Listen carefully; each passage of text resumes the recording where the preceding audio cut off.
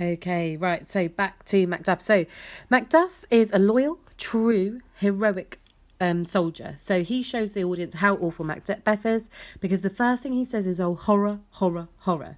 Shows how what a terrible situation it is. The exclamatives here shows that regicide is a crime. He says most sacrilegious murder. It's against God, religion, and Christianity. Okay, so Macduff reflects the audience's perception, the kind of the audience of the time would think this was absolutely terrible. And they talk about ring the alarm, awake, awake, awake. This is horror, Balcom Banquo. This is treason. That is actually a bell.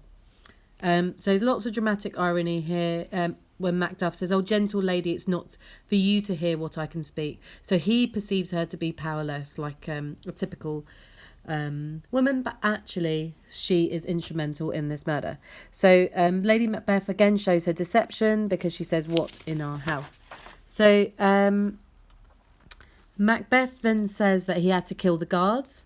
For Duncan, again, this language that he uses to say that he did this for Duncan shows his deception as well. Now, Malcolm and Donalbain, they are worried and they don't know what to do, so they decide to run away. They say there's daggers in men's smiles. Okay, so they say there's daggers in men's smiles, they're traitors, and a lot of people are thinking, did the sons do it? So a lovely image there, daggers in men's smiles. They're kind of worried again by the falsehood, the deception of people around. So Malcolm goes off to England and Donalbain to Ireland. So split up. However, Macbeth capitalises on this and says that it is done, that this is a sign of their guilt. So Ross and Macduff talk and they say that Macbeth will be king. And they say Malcolm and Donalbain, they've run away and this makes them more suspicious. And Banquo is then a little bit... Then the next thing is when we're in Act 3. So that's the murder, it's done. Macbeth's going to be king. And then we have Banquo enter. Now the interesting thing is that Banquo enters, he's a little soliloquy and he worries that Macbeth has played most foully. So he's done something wrong. Now, Macbeth is going to have a banquet. Act 3 is the banquet act. That's where they have their feast. And Banquo's the chief guest. Now, this little scene before, again, shows Macbeth's deception. He says to Banquo, "You must come along to the banquet." However, what he is worried about is, he says here, he's fearful of Banquo's loyalty to Duncan. And he is worried about the prophecies of the witches. And he's really worried that any children of his will not succeed the crown. So therefore, he needs to remove the seed of Banquo's kings. So he needs to remove them for Banquo, for his children to be king. So this is the first stage in Macbeth's kind of downfall, because he starts to use his power as king to commit murders. This is his first stage of him becoming a tyrant, a cruel leader. And even though he's just spoken so lovely, in a kind of like in a way that shows his friendship with Banquo, he orders the murders of Banquo and Fleance, and we see his cowardliness. He doesn't do it himself; he uses other people to commit the murders. So he's open and honest about betraying his friends, and he does this. Now, he says that Macbeth says that he has some fears and this will kind of solve them. Now, the next scene, which is Act 3, Scene 2, is in the palace. And this is the scene which shows Macbeth's fears. So he says, "We scorched the snake and not killed it." So he's got fears. He's mental conflict. He's got terrible dreams that shake his nightly. They torture the mind. And he can't sleep as well. And Lady Macbeth says, "Come on, pull yourself together." And he's kind of saying, make our faces visits to our hearts. He's in power. He's saying to Lady Macbeth, "Come on, let's do that false faith. Let's kind of put on a brave face to this. We will be able to do it." Now, he confides in her and she says, "You must leave this. And there's my lovely picture. And he says, "Full of scorpions is my mind, dear wife. You know that Banquo and Fleance lives." Okay. So he's feeling incredibly worried, and he tries to hide his plan from Lady Macbeth. So this full of scorpions is my mind is a metaphor for his mental conflict, and it mirrors Act 1, Scene 5 as well. So the language here mirrors Act 1, Scene 5. He calls upon the spirits. He says, "Come, seal and night. Light thickens," similar to Lady Macbeth's language. And interestingly, after here, he becomes a little bit stronger. But before then, you've got the banquet scene, Act 3, Scene 4. We just before this, we learn that Banquo dies, is killed, and Fleance gets away. That's an important plot point. And then we've got the banquet scene. I always think the banquet scene represents Macbeth's fear and guilt. When he realises that Fleance has escaped, Macbeth changes. He said he had been perfect, but now he's cabined, cribbed, confined, and bound in saucy doubts and fears. So he's experiencing mental conflict. He's obsessed with the witch's prophecies. He was strong and solid, but now these verbs show that he has changed. And he kind of uses this metaphor that Banquo's dead, but the worm that's fled will kind of turn into a snake and with venom poison them, because he knows that Fleance will want revenge. Then we've got the banquet scene where he sees the ghost. It's a really dramatic moment, and he says, "Thou cannot say I did it, never shake thy glory, thy gory locks at me." So we've got this image of blood, the blood here signifying guilt. It's a really public scene because Macbeth is seen as insane. So Lady Macbeth says, "This is just a painting of your fear. It's not real. You're just seeing things." And she says, "Shame itself." So she does her usual thing about insulting him. And she kind of says, "Are you a man?" as well. It calms down. The ghost of Banquo vanishes. But he drinks the Banquo, but he sees Banquo because he knows how good and loyal he is. He knows that he will turn up because he invited him to the banquet. So it's his guilty conscience that's creating this illusion.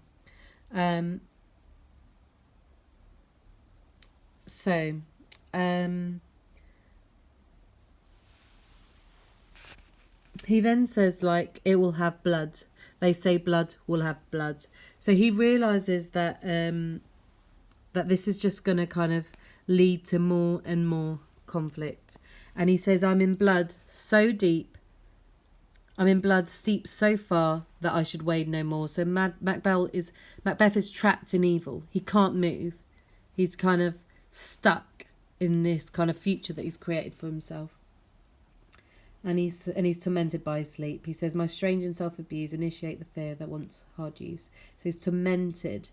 He cannot sleep. He's lost his innocence. And now this is the change because he becomes even more tyrannical. So after this, we've got the witches scene. We've got Act 4, Scene 1.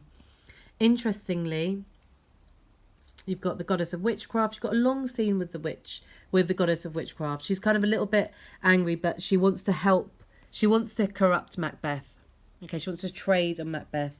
And they say that it openly says that they're manipulating Macbeth. Again, causing dramatic irony because he doesn't realise this. Now, in Act 4, he is just called a tyrant. So Macbeth tried to frame Fleance for Banquo's murder. And now people are starting to find out. They keep calling him a tyrant. They kind of know what's going on as well. So we've got this idea that he's only been referred to as a tyrant. Then we've got... Act 4, Scene 1. So sorry, that was Act 3.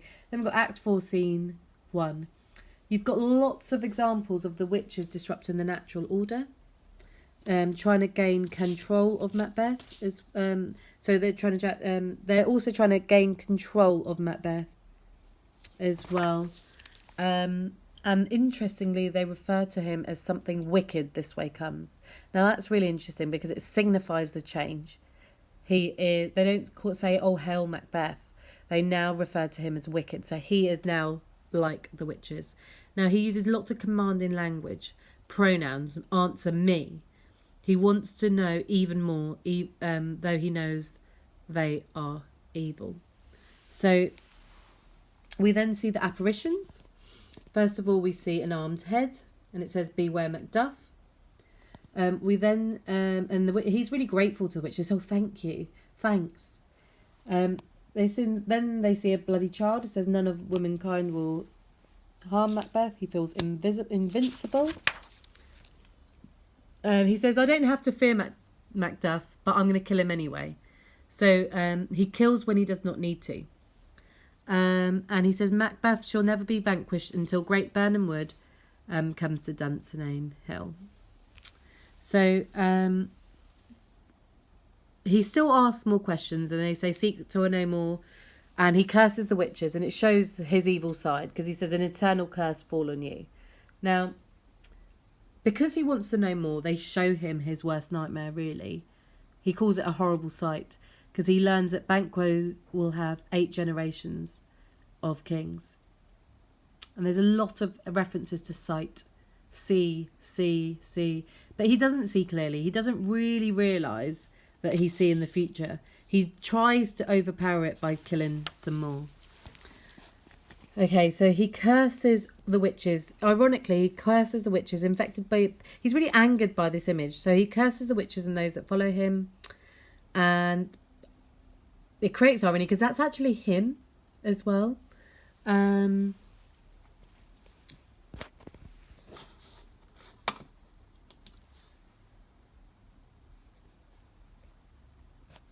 Okay, so he's decided that he's going to kill all of Macduff's family. So this is his actions being a cruel tyrant. He's incredibly angry, because he's kind of like, I'm going to do this. I'm going to take action. I am going to try and seek power through violence. So this play is about violence and the theme of violence, and he's using violence to gain and secure more power.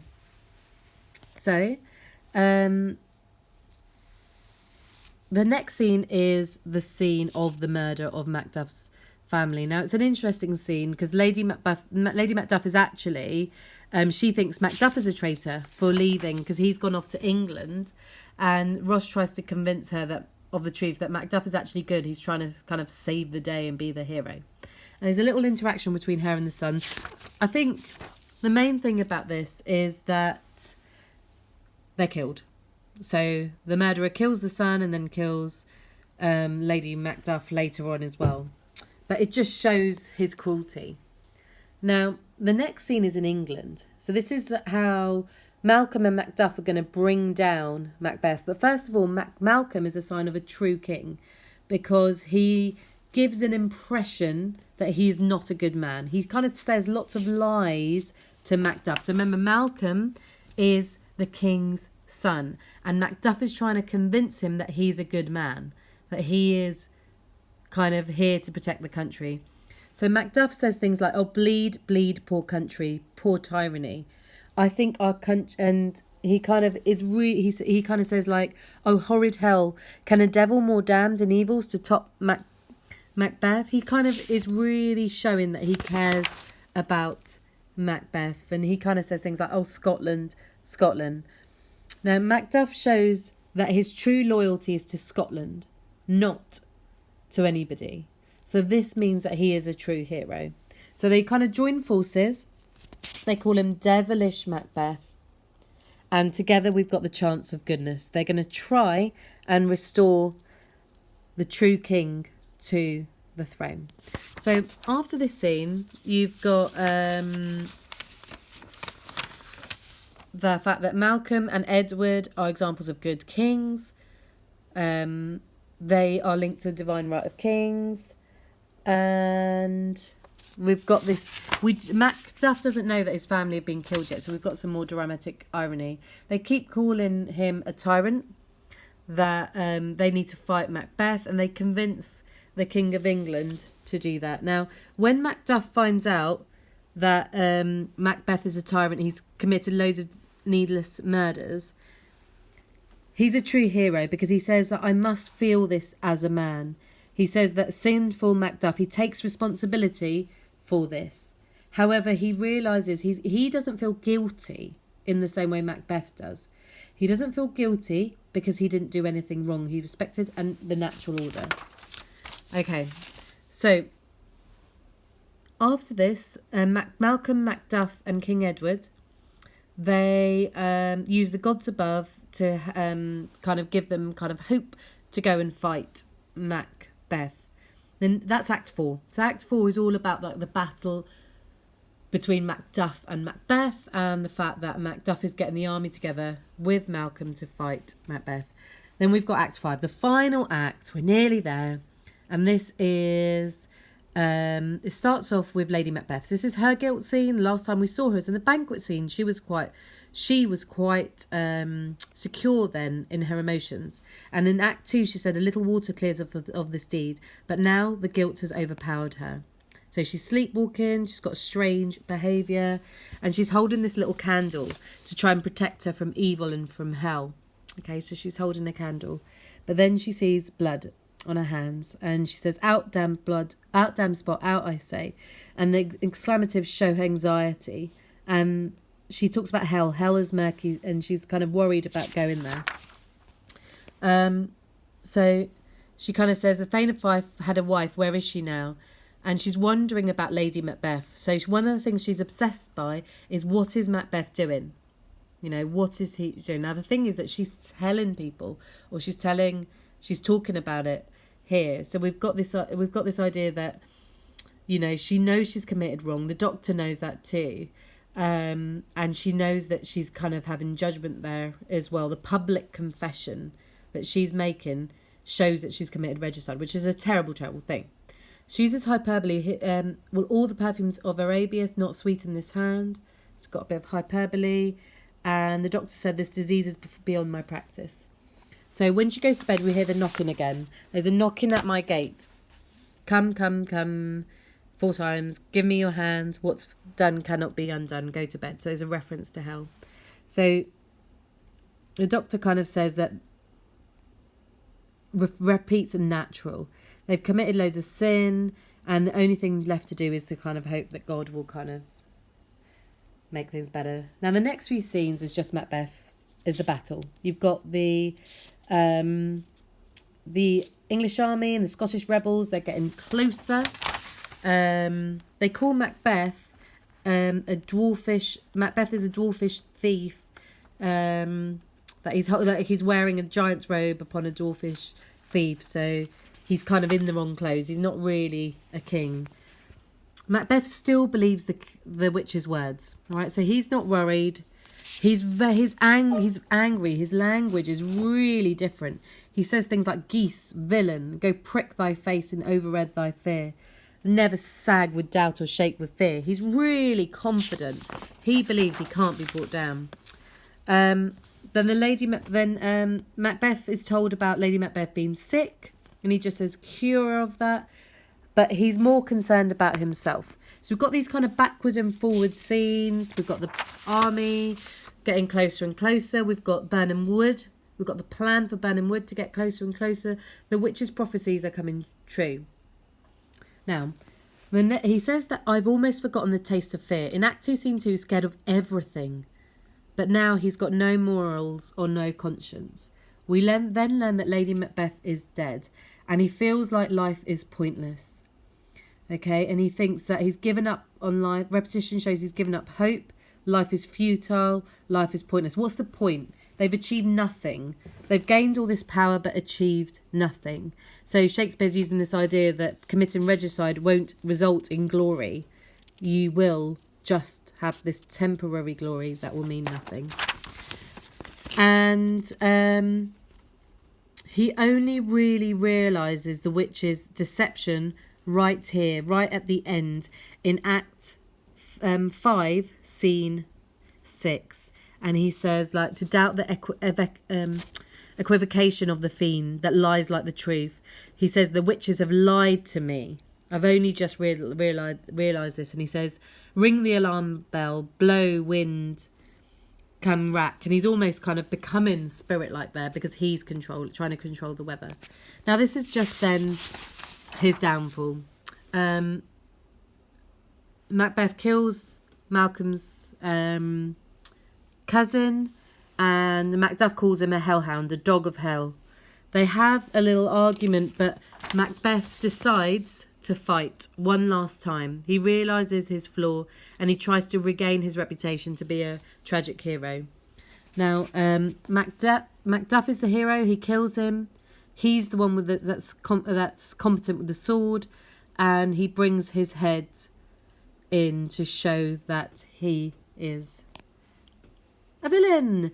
And right at the end, Malcolm becomes king. So we restore the natural order. So right at the end, order and Christianity is restored. Natural order is back in place.